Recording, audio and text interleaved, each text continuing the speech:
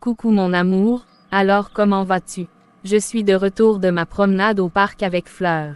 J'ai vraiment passé du très bon temps avec elle, et toi, qu'as-tu fait de la journée? D'ailleurs, il y a Fleur qui te passe le bonjour, puis elle a même promis t'appeler, très bientôt. Tu es encore venu, dans la maison là avec ton bruit. Je m'en fiche complètement, de ce que tu fais dehors, je te l'ai déjà dit, 1000 fois. C'est quoi ton problème? Fallait même rester là-bas. Ce que j'ai fait, ne te regarde pas, je n'ai pas de compte à te rendre. D'ailleurs, je m'en fiche des salutations de ta copine. Elle a intérêt, à ne même pas, essayer de m'appeler. Écoute mon amour, il faut d'abord te calmer un peu. On dirait que tu as faim. Attends, je vais rapidement te faire quelque chose de très délicieux à manger, d'accord? Va t'allonger tranquillement, sur le canapé, je vais t'apporter d'abord, un cocktail bien serré comme tu les aimes. Tu continues de m'énerver ou quoi? Donc tu n'écoutes pas ce que je te dis depuis là. Je dis que je m'en fiche de toi, tu ne me sers même à rien du tout. J'ai déjà compris ça depuis, mon bébé. Tu as raison, tu as le droit de donner ton avis, mais va y d'abord te mettre bien au canapé. Essaie de te calmer d'abord. Mais un match de basketball, comme tu aimes. T'inquiète, je te laisse la télévision pour toi toute cette journée.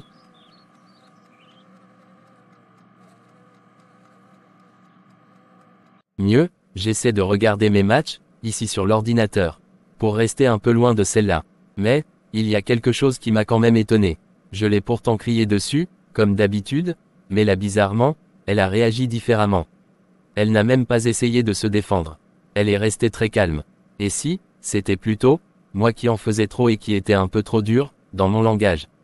En plus, malgré ça, elle décide quand même de me faire à manger. Et si, c'est moi qui avais tort cette fois. Franchement, son attitude me fait vraiment réfléchir.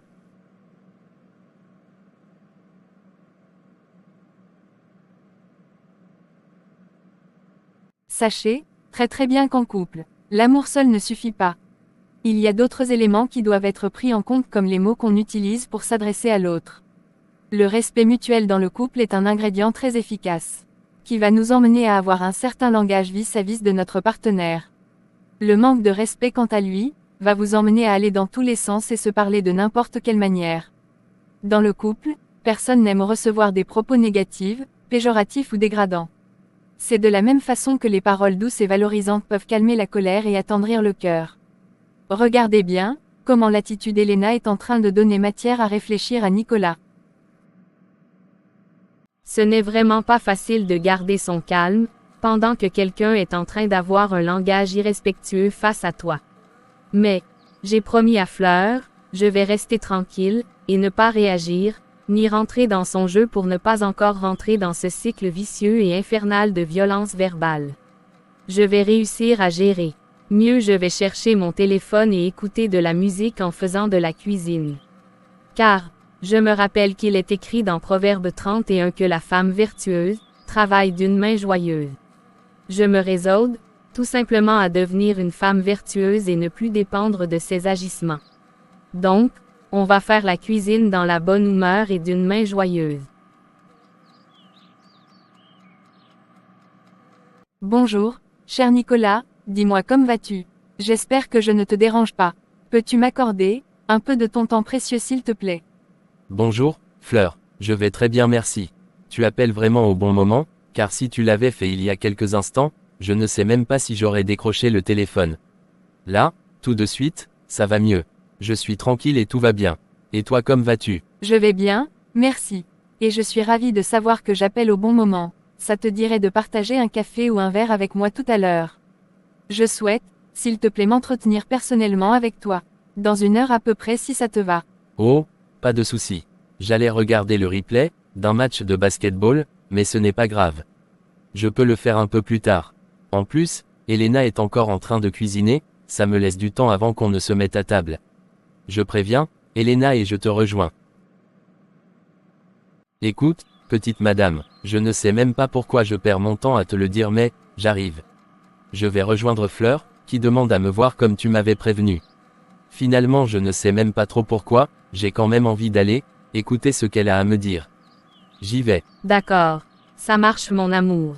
Je te promets qu'à ton retour, le repas sera déjà prêt.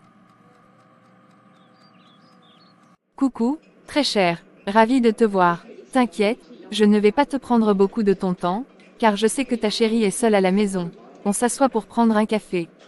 Oui, pas de souci, on peut s'asseoir. Mais, Elena est une grande fille, et ce qu'elle a besoin que je sois forcément avec elle, pour être en sécurité. Elle n'a qu'à rester même d'abord seule aussi, elle n'a qu'à se débrouiller seule là-bas. Bon, bref c'est ton avis. Allons y nous asseoir. Alors, très cher, ça va à la maison comme tu veux, avec ta chérie. Ça peut aller, juste cette Elena, toujours en train de se plaindre, que je passe mon temps à la critiquer, et à la mépriser. C'est son refrain de tous les jours. Alors que, moi je ne vois même pas ce que je fais de mal. Je ne sais même pas ce qu'elle veut, de moi celle-là.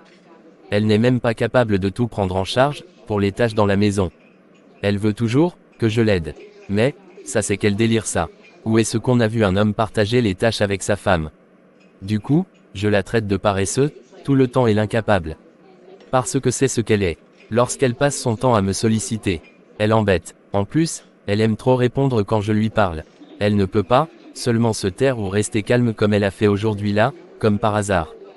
En plus, quelques disputes dans la maison, c'est tout à fait normal. Comment ça? Les disputes à la maison c'est normal. Mais oui, moi je voyais mon père et ma mère se discuter tous les jours de leur vie. Moi j'ai grandi comme ça, et pourtant ils sont restés ensemble. Donc, pour moi c'est normal aussi et c'est logique. Cette Elena là est toujours justement en train de se plaindre de ça. Alors que l'amour c'est tout ça. Écoute, c'est vrai que les disputes peuvent exister. Mais ça ne doit pas être récurrent et ce n'est pas du tout la norme mon ami. Elena, elle n'a pas grandi dans ce genre de circonstances. Et laisse-moi te dire qu'elle est à bout de toi, qui la critique et la méprise en permanence. Est-ce que tu réalises que les critiques et le mépris sont deux choses dangereuses qui détruisent les couples?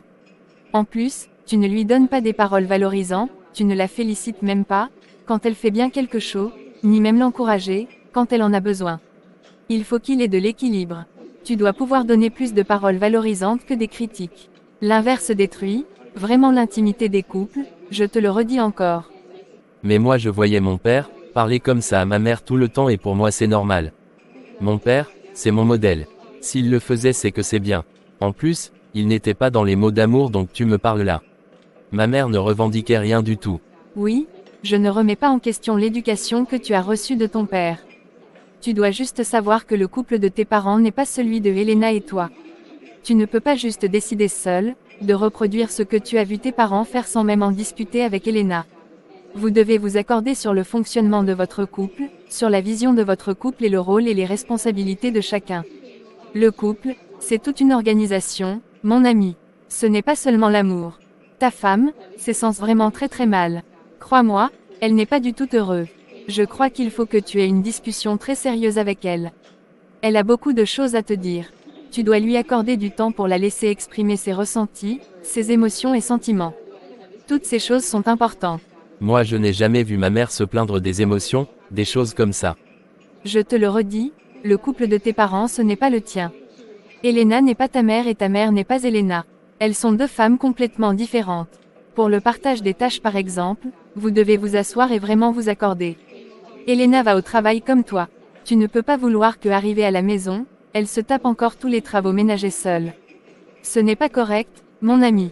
Ta femme est un être faible et tu te dois de la soutenir également dans les travaux de maison. Même pour la cuisine, n'est-ce pas les plus grands cuisiniers dans le monde ce sont les hommes. Oui, il y a du sens dans ce que tu dis, mais moi je ne voyais pas les choses comme ça. Je comprends bien, voilà pourquoi, tu dois avoir une discussion très sérieuse avec ta femme. Entretenez une vraie conversation, que chacun s'exprime sincèrement mais avec calme sans colère et ensuite je vais vous aider. Avec un outil qui va vous permettre de redéfinir les bases, les fondements dans votre couple. D'accord, très cher. D'accord, j'ai bien noté. Je vais essayer, mais je ne peux rien te promettre, ni te garantir en toute sincérité. Je tiens déjà à te remercier d'abord d'être venu à mon invitation. Et je crois que tu n'es pas un si mauvais mec. Juste qu'il faut quelques ajustements. Merci pour l'effort et le temps que tu m'as accordé. Je ne vais pas te retenir plus longtemps. Allez, porte-toi bien et prends bien soin d'elle. D'accord, ça marche. Allez, à plus tard.